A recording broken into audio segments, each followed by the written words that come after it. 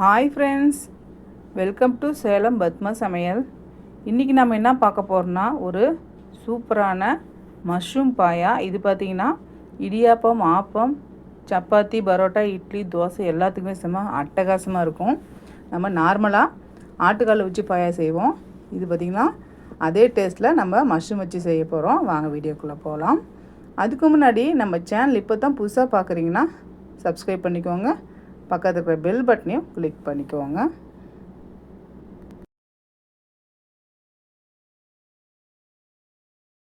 இப்போ பாருங்கள், ஒரு பேனில் நான் 2 டேபிள் ஸ்பூன் அளவுக்கு எண்ணெய் ஊற்றி வச்சுருக்கேன். இப்போ இதில் நான் 1 ஸ்பூன் சோம்பு, 2 பட்டை, 2 ஏலக்காய், ஒரு 4 கிராம்பு, ஒரு அன்னாசி பூ வச்சுருக்கேன். அதை சேர்த்துடலாம். இப்போ இது கூடவே நான் ஒரு பிரியாணி இலை வச்சுருக்கேன். அதையும் பிச்சு போட்டு சேர்த்துடலாம். இப்போ இதில் மீடியம் சைஸு பெரிய வெங்காயம் 2 கட் பண்ணி வச்சுருக்கேன். அதை சேர்த்துக்கலாம்.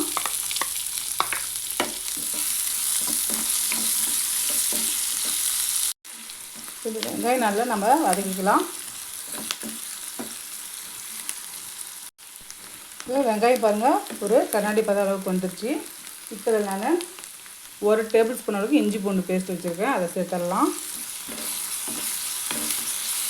இப்போ இது கூட 2 பச்சை மிளகாய் கீரி வச்சுருக்கேன். இப்போ இது பச்சை வாசனை போக வதக்கலாம். இப்போ இது ஒரு பச்சை வாசனை போயிடுச்சு. இதில் கொஞ்சமாக நான் கருவேப்பிலை இலையும் சும்மா ஒரு 5-6 புதினா இலை இதை சேர்த்துட்டு ஒரே ஒரு தக்காளி கட் பண்ணி வச்சுருக்கேன். இந்த மாதிரி இதை லைட்டாக மட்டும் அப்படியே வதக்கிக்கலாம். ரொம்ப மேஷ் பண்ண வேணாம்.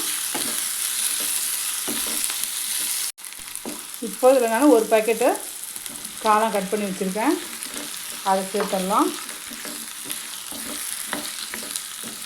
இப்போது இதை கலந்துட்டு ஃப்ளேம் மீடியமாக வச்சுட்டு வதங்கிட்டு விட்டும் அதுக்குள்ளே நான் இந்த தேங்காய் பேஸ்ட்டை அரைச்சி எடுத்துகிட்டு வந்துடுறேன்.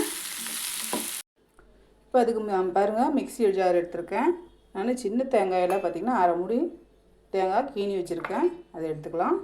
இது கூடவே நான் ஒரு 10 நிமிஷத்துக்கு முன்னாடி 1 ஸ்பூனு கசகசாவும் ஒரு 5-6 முந்திரி பருப்பு ஊற வச்சுருக்கேன். இதோடு சேர்த்துக்கலாம். இப்போ இது கூட ஒரே ஒரு பச்சை மிளகாய். இப்போ இதை நான் நெய்ஸாக அரைச்சி எடுத்துகிட்டு வந்துடுறேன். இப்போ காளான் பாருங்கள் ஓரளவுக்கு வதங்கிருச்சு. இப்போ நம்ம இதெல்லாம் இந்த அரைச்ச இந்த தேங்காய் பேஸ்ட்டு சேர்த்துக்கலாம்.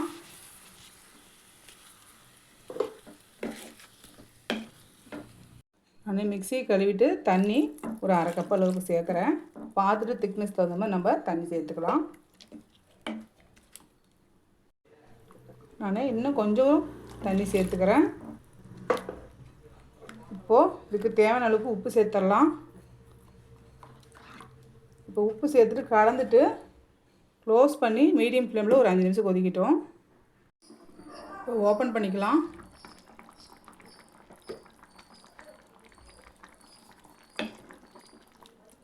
ஒரு 2 நிமிஷம் நம்ம அப்படியே ஓப்பன்லேயே கொஞ்சம் கொதிக்க வச்சுக்கலாம்.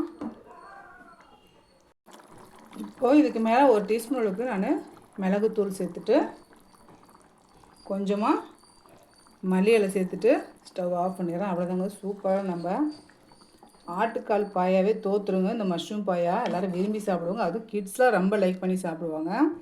இந்த வீடியோ உங்களுக்கு பிடிச்சிருந்தாக்க லைக் பண்ணுங்கள், ஷேர் பண்ணுங்கள், கமெண்ட் பண்ணுங்கள்.